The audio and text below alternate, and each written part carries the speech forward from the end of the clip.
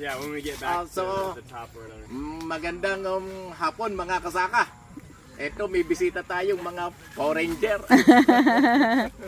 So they're trying to look on how the farm is being being maintained. Okay. So from what country you are? Yeah. US, yeah. Kansas. Kansas. All my relatives is American citizens. More of a problem than mealybugs. Actually, that's not really the problem. The problem is the fruit flies. The fruit flies, ano? So they don't affect your plant too much. You're not worried about Actually, these. when I will be starting harvesting it, I will be removing it, ano?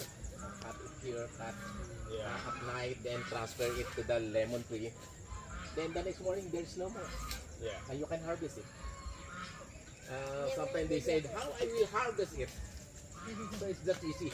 At night when they are sleeping, cut it out and then transfer it to lemon. When you put that in mango, you don't have to spray the mango.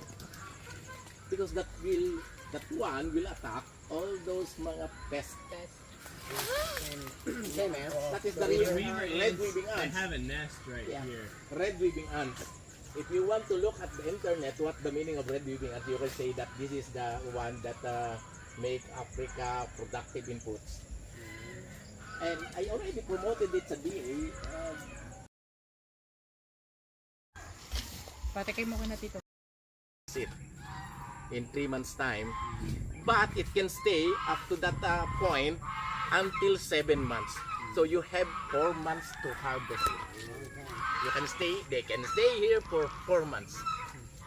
That's the good with their lemon. Okay, drinking some barakong coffee and the lemon water with our visitors. From Kansas. It's good, ano? Coffee, barakong coffee without sugar is much better. Okay. Thank you. Very good. So what? Picture. One last picture. Halika kayo. Yes, hi. Thank you.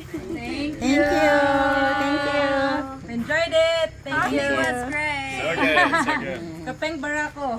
I hope you promote my YouTube channel. Ano? Yeah. And it is everything about agriculture. Yes. Promoting agriculture, the technology, the old and the new technology, everything about agriculture.